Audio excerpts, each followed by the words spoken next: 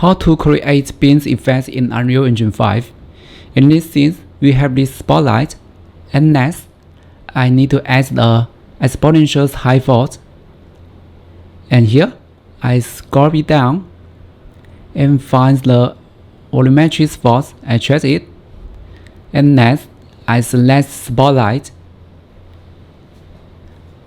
And now, I need to find the volumetric scaling intensity and change this number, and maybe it's 100. And you can see we have the line beams effect now. And also you can use another way. I select this force and change the force density, and you can see we have the same effect now. But the second way, when you increase the force density, it will affect your whole scene. So I prefer to the first way. That's it. Thanks for watching. See you next time.